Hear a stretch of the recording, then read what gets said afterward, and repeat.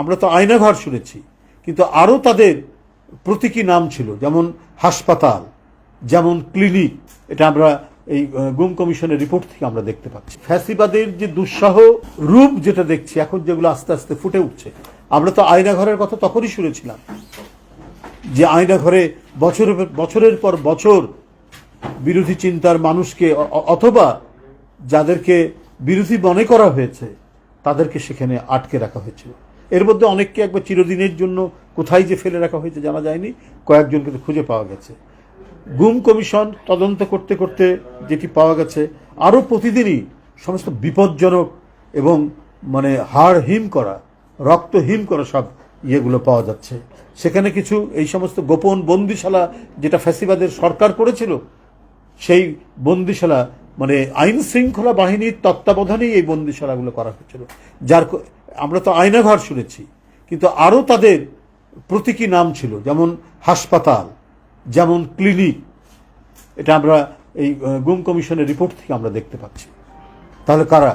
এই রাষ্ট্রের তত্ত্বাবধানে আইন শৃঙ্খলা বাহিনী যারা ছিল, তাদেরকে দিয়েই এই ভয়াবহ গ্যাস চেম্বারগুলি ইয়ে করা হয়েছিল, বানানো হয়েছিল।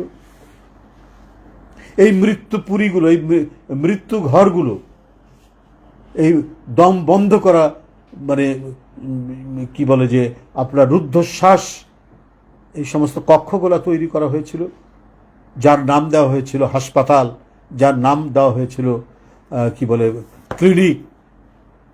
এই জন্যই আমরা বলছি অবিলম্বে আমাদেরকে এখনো সংগ্রাম করতে হবে। আমরা সেই প্রতিষ্ঠার জন্য আমরা আমাদের কথা বলে যাব, আমরা লড়াই করে যাব।